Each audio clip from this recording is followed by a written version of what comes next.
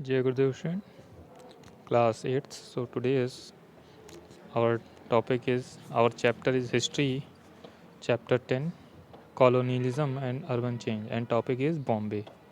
यहाँ पे जो लास्ट टर्न पे हमने डिस्कस किया था कलकत्ता से पहले मद्रास के बारे में, उसके बाद हमने अब डिस्कस करेंगे बॉम्बे के बारे में. सो देयर आर तो Bombay after the decline of सूरत.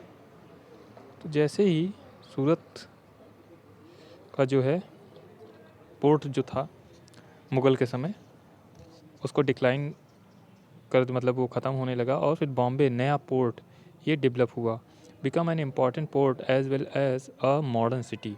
एक महत्वपूर्ण पोर्ट और एक आधुनिक शहर के रूप में. इनिशियली देखा जाए प्रारंभ में Bombay was a group of 7 island. Bombay जो है 7 द्वीपों का एक समूह था. As one of the 3 presidencies, और तीनों प्रेसिडेंसियों में यानी बॉम्बे, कलकत्ता और मद्रास में, तो बॉम्बे ग्रू रैपिडली. बॉम्बे जो है बहुत तेज़ी से बढ़ा. So it become the most important commercial centre. और देखा जाए ये सबसे महत्वपूर्ण कमर्शियल सेंटर भी बना इन 1853 में. So the first passenger railway line, और सबसे पहली पैसेंजर के लिए रेलवे लाइन बिछाई गई in India was constructed between Bombay to Thane. ये लगभग 34 किलोमीटर लेंथ थी इसकी. तो यहाँ बॉम्बे से थाने के बीच बिछाई गई. So the opening of the Suez canal increased the trading capacity of Bombay. और इस तरह ओपनिंग द स्वेज कैनल, और स्वेज कैनल खुलने से इंक्रीज्ड द ट्रेडिंग कैपेसिटी, और ट्रेडिंग कैपेसिटी भी बढ़ गई Bombay, leading to financial prosperity. और इससे जो है हमारा फाइनेंशियल प्रॉस्पेरिटी जो है इसकी बढ़ती गई, यानी आर्थिक संपन्नता इसकी बढ़ती गई. और the British utilize this prosperity and made an important imperial city. और बॉम्बे ने इस पूरी संपन्नता को यानी प्रॉस्पेरिटी को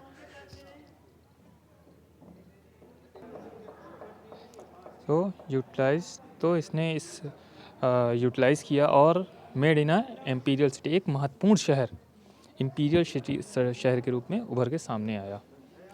सो स्टूडेंट, और आगे देखते हैं हम. नेक्स्ट है हमारा कलकत्ता. तो कलकत्ता की बात करें तो Calcutta in 1690 Job Charnock and East Indian Company agent, एक ईस्ट इंडिया कंपनी का एजेंट था जॉब चार्नॉक. इन्होंने bought 3 villages of Bengal, Bengal के 3 गाँवों को खरीद लिया फॉर ट्रेडिंग सेटलमेंट, व्यापारिक सेटलमेंट के लिए, व्यापार करने के लिए. लाइक जैसे कि Madras, 30 settlement were also fortified and also known as a Fort William. और इसको फिर फोर्टिफाइड कर दिया गया और इसे नाम दिया गया फोर्ट विलियम.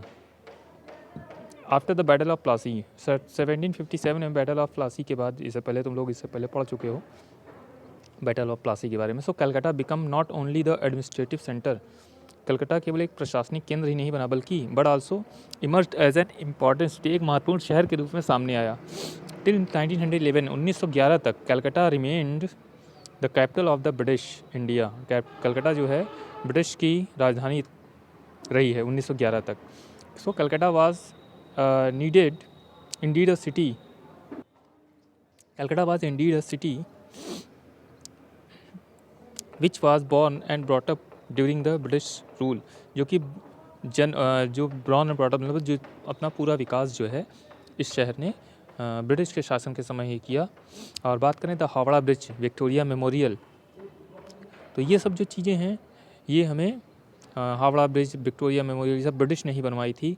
और statement building are some of the monuments, ये कुछ हमारे मॉन्यूमेंट्स हैं जो कि ब्रिटिश के द्वारा बनवाए गए, build by the British. So Calcutta also had trams. Calcutta में ट्राम चलती थी, यानी छोटी गाड़ियाँ जो सड़कों पर रेलवे ट्रैक के रूप में चलती थी.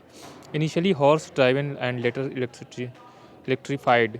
बाद में हॉर्स ड्राइवन, घोड़ों द्वारा खींचे जाने वाली कुछ गाड़ियाँ चलती हैं, और बाद में इसे इलेक्ट्रीफाइड कर दिया. Even today the trams are an important means of transport in Calcutta. और आज भी ट्राम्स को कलकत्ता में ट्रांसपोर्ट के लिए यूज़ किया जाता है. तो ट्राम्स एक प्रकार के 2 डिब्बों की गाड़ियाँ होती, जैसे तुम लोग फिगर में देख रहे हो.